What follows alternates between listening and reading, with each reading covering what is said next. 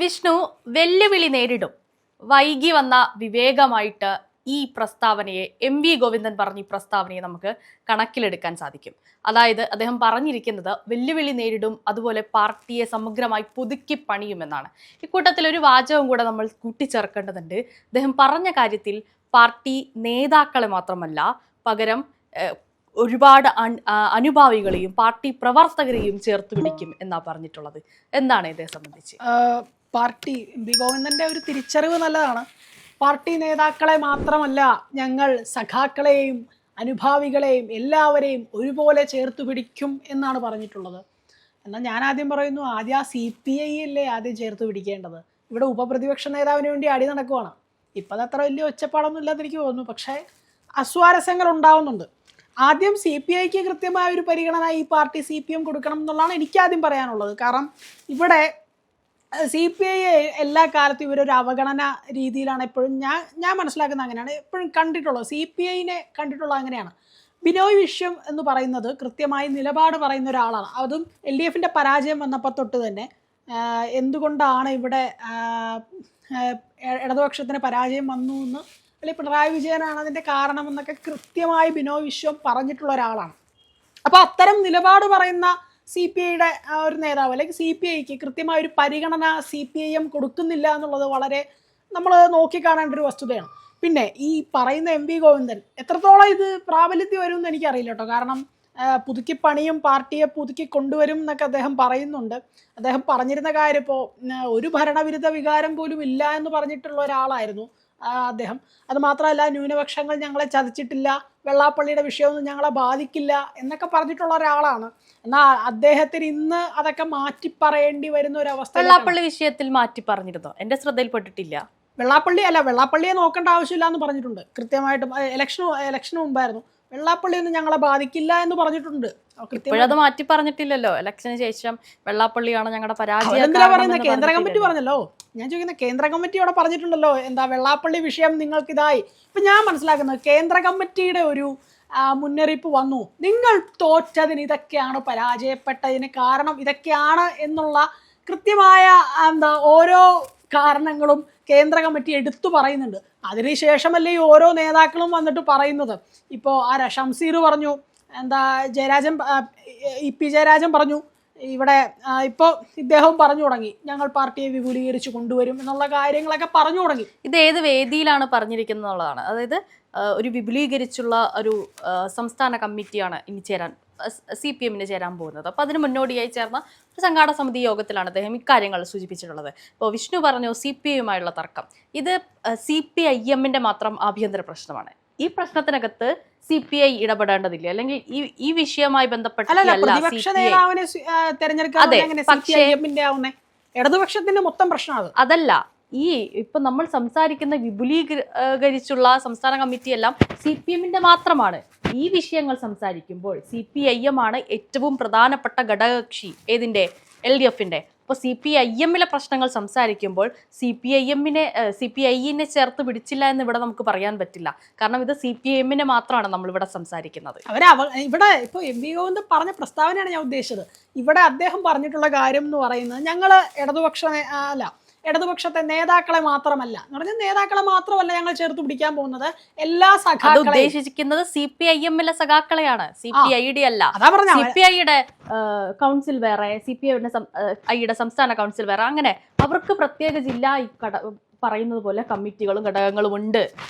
കൃത്യമായൊരു ഐക്യം വരുന്നില്ല എന്നുള്ളതാണ്. അങ്ങനെയാണെങ്കിൽ ഉപപ്രതിപക്ഷ നേതാവിന് വേണ്ടി അടികൂടേണ്ട ആവശ്യം. അത് ഞാൻ മുന്നേ ഏതൊക്കെ ചർച്ചയിൽ പറഞ്ഞിട്ടുണ്ടെന്ന് തോന്നുന്നു.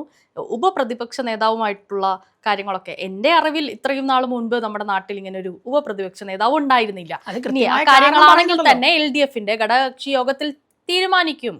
അല്ല, ഞാൻ പറയാം, അതാണ് കൃത്യമായ കാരണങ്ങൾ അദ്ദേഹം പറയുന്നുണ്ട്. ഇവിടെ PM ശ്രീയുമായി ബന്ധപ്പെട്ടും പല കാര്യങ്ങൾക്കും, വിഴിഞ്ഞം പോർട്ടുമായി ബന്ധപ്പെട്ടും കൃത്യമായ വിമർശനം ഉന്നയിക്കാൻ ഇപ്പോഴത്തെ CPIM എന്ന് പറഞ്ഞാൽ ഇടതുപക്ഷത്തിന് സാധിച്ചിട്ടില്ല, പിണറായി വിജയന് സാധിച്ചിട്ടില്ല എന്നുള്ളതാണ് ഏറ്റവും വിമർശനം. അത് മാത്രമല്ല, ഇടതുപക്ഷത്തിന്റെ പരാജയത്തിന് ശേഷം പിണറായി വിജയനെ പ്രതിപക്ഷ നേതാവാക്കിയതിൽ വലിയ വിമർശനം വന്നിട്ടുണ്ട്. അത് പാർട്ടിക്കുള്ളിൽ തന്നെ വന്നിട്ടുണ്ട്, പാർട്ടിക്ക് പുറത്തും വന്നിട്ടുണ്ട്. അതിൽ പ്രധാനമായി ഉന്നയിച്ചത് CPIയും കൂടെയാണ്. അപ്പോൾ കൃത്യമായ അതാണ് പ്രതിപക്ഷ നേതാവിനെ തിരഞ്ഞെടുക്കും. അപ്പോൾ ഇവർക്കും ഒരു ഇതുണ്ടല്ലോ, റൈറ്റ് ഉണ്ടല്ലോ, ഇത് പറയണമല്ലോ, എന്താണ് നിങ്ങൾ ഇത് പറയാതെ?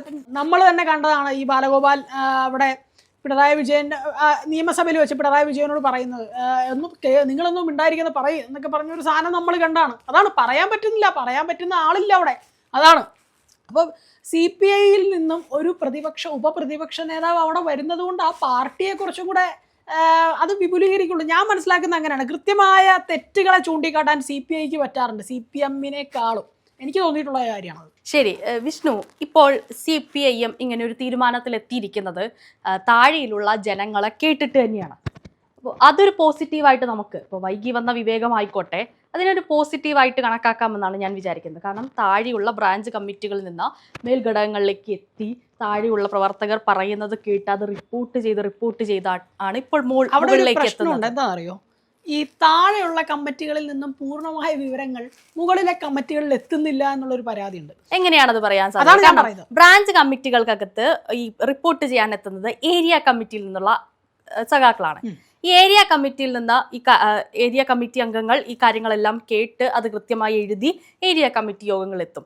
ഏരിയ കമ്മിറ്റി യോഗങ്ങളിൽ ആരാണ് പങ്കെടുക്കുന്നത്? ഒന്നില്ലെങ്കിൽ ജില്ലാ സെക്രട്ടറിയോ അല്ലെങ്കിൽ ജില്ലാ സെക്രട്ടേറിയറ്റ് അംഗങ്ങളോ, ഇവരാണ് സംസ്ഥാന ഘടകത്തിലേക്ക് പോകുന്നത്. ഇപ്പോൾ ജില്ലാ സെക്രട്ടറി ഇത് കേൾക്കുന്നു, അല്ലെങ്കിൽ ജില്ലാ സെക്രട്ടേറിയറ്റ് അംഗമാണെങ്കിൽ ജില്ലാ സെക്രട്ടേറിയറ്റ് യോഗത്തിൽ ഇക്കാര്യങ്ങൾ ഉന്നയിക്കുന്നു. അങ്ങനെ അവിടെ പങ്കെടുക്കുന്ന സംസ്ഥാന സെക്രട്ടേറിയറ്റ് അംഗം അല്ലെങ്കിൽ സംസ്ഥാന സെക്രട്ടറി അത് കേൾക്കുന്നു. അങ്ങനെ അതും കൂടെ ക്രോഡീകരിച്ചുകൊണ്ട് സംസ്ഥാന കമ്മിറ്റിയിലും സംസ്ഥാന സെക്രട്ടേറിയറ്റിലും ഈ തീരുമാനമെടുക്കുന്നു. ഒറ്റ ചോദ്യം, കണ്ണൂരിലെ സ്ഥാനാർത്ഥി നിർണയം ആരുടെ തീരുമാനമായിരുന്നു? പാർട്ടിയുടെ തീരുമാനം. പാർട്ടി കൃത്യമായ തീരുമാനം ഇല്ലായിരുന്നു. അവിടത്തെ ചക്ക എന്ന് പറയുമ്പോൾ ഞാൻ പറയട്ടെ, അവിടെ ജില്ലാ കമ്മിറ്റിയിലും അവിടുത്തെ താഴ്ന്ന കമ്മിറ്റികളിലൊക്കെ ചോദിച്ചാൽ മനസ്സിലാവും ആരുടെ തീരുമാനമായിരുന്നു. അതിനകത്ത് വന്നിട്ടുള്ള വിമർശനങ്ങളൊക്കെ തന്നെയും ഇപ്പോൾ വി കുഞ്ഞികൃഷ്ണനും MV ഗോവിന്ദനും MV ഗോവിന്ദന്റെ ഭാര്യയെ തളിപ്പറമ്പിൽ മത്സരിപ്പിച്ചത് ആരോട് ചോദിച്ചിട്ടായിരുന്നു എന്നുള്ളതാണ്. അവിടെ പാർട്ടിക്ക് ഒരു തീരുമാനം ഇല്ലായിരുന്നു, വ്യക്തിപരമായ തീരുമാനം മാത്രമായിരുന്നു. അതുകൊണ്ട് തന്നെയാണ് പരാജയപ്പെട്ടതോടെ. അതിനുശേഷമുള്ള സംസ്ഥാനങ്ങളിലേക്കാണ് നമ്മൾ കിടക്കുന്നത്. തെരഞ്ഞെടുപ്പിന് ശേഷം ഈ തോൽവി നേരിട്ടതിനെ ഇവിടെ കമ്മിറ്റിയിൽ നിന്ന് എപ്പോഴാണ് ഈ ഞാൻ പറഞ്ഞത്? എപ്പോഴാണ്? സാധാരണ ജനങ്ങളെ കേൾക്കുന്നില്ല എന്ന് പറഞ്ഞു. ഇപ്പോഴത്തെ കാര്യമാണ് വിഷ്ണു ഞാൻ സംസാരിക്കുന്നത്, ഇലക്ഷന് മുൻപുള്ള കാര്യമല്ല. വിഷ്ണു യാഥാർത്ഥ്യത്തിലേക്ക് സാധാരണ ജനങ്ങളെ കേട്ടാ മതി. എപ്പോഴാണ് ഞാൻ അതാണ് തുടക്കത്തിലെ സംസാരിച്ചത്. വൈകി വന്ന വിവേകമായിക്കോട്ടെ, ഇലക്ഷന് ശേഷം പരാജയത്തിന് ശേഷം താഴെ ഘടകങ്ങളിലേക്ക് തീരുമാനിച്ചാണ്, ഈ റിപ്പോർട്ട് ചെയ്തിട്ടാണ് ഇവർ ഈ ചർച്ചയിലേക്ക് എത്തിയിരിക്കുന്നത്. അപ്പോൾ അതുകൂടെ കൂട്ടിച്ചേർത്ത് അദ്ദേഹം പറയുന്നുണ്ട്, അടിയന്തരാവസ്ഥ കാലത്ത് ആശയപരമായിട്ട് പല നേതാക്കളും വിയോജിപ്പുകൾ പറഞ്ഞിട്ടുണ്ട്. ശേഷം വന്നിട്ടുള്ള കുറച്ച് കാര്യങ്ങളുണ്ട്. എന്താണെന്നറിയോ, അതാണ് ഞാനിപ്പോ സൂചിപ്പിച്ച ഈ ചർച്ച ചെയ്തിട്ട് മുകളിലേക്ക് അംഗീകരിച്ചിട്ടില്ലെന്നേ. അത് മുകളിലെ കമ്മിറ്റിയിൽ എത്തുന്നില്ല, കീഴ്ഘടകങ്ങളിൽ നിന്നും. വിഷ്ണു പാർട്ടിയുടെ ഏതെങ്കിലും ഘടകത്തിലെ കമ്മിറ്റികൾക്ക് ഇല്ല, കൂടിയിട്ടില്ല.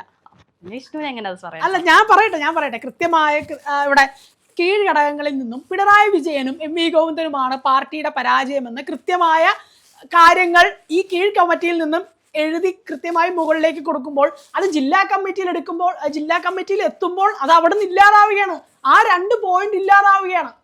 ബാക്കി നിരവധി പോയിന്റുകൾ വരുന്നു. എന്തുകൊണ്ട് ഞാനിപ്പോ ആലോചിക്കുന്ന വിഷ്ണു ജില്ലാ കമ്മിറ്റിയിൽ പങ്കെടുത്തു എന്നാണ്.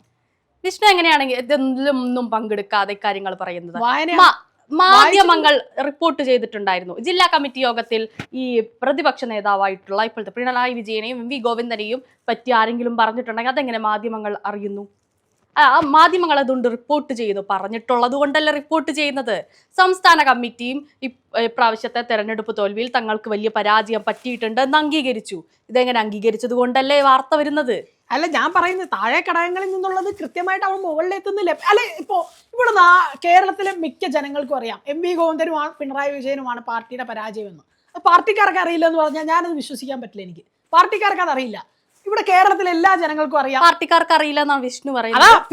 പിന്നെന്താ പാർട്ടിക്കാർക്ക് അറിയില്ലെങ്കിൽ തങ്ങൾക്ക് അങ്ങനെ ഒരു പ്രശ്നം ഇല്ലെന്നല്ലേ അതിനർത്ഥം?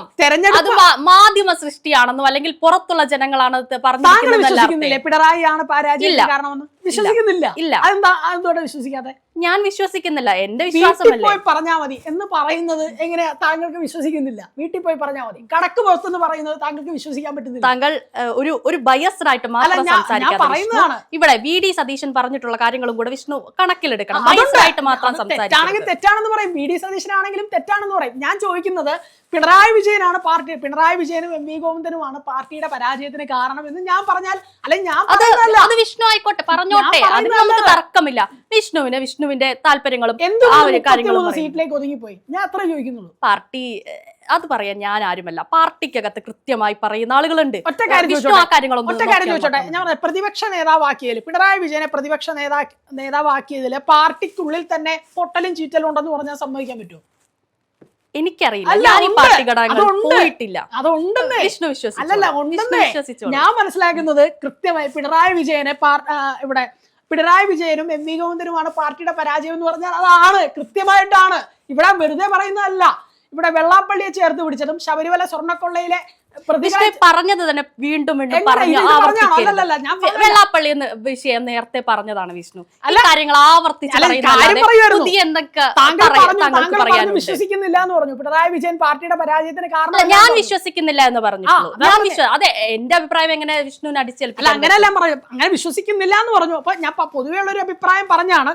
ഇവിടെ പിണറായി വിജയൻ പാർട്ടിയുടെ പരാജയത്തിന് കാരണമായെന്നുള്ളത് ഇവിടെ എല്ലാവർക്കും അറിയാം. അത് കൊച്ചു കുട്ടികൾക്ക് വരെ അറിയാം.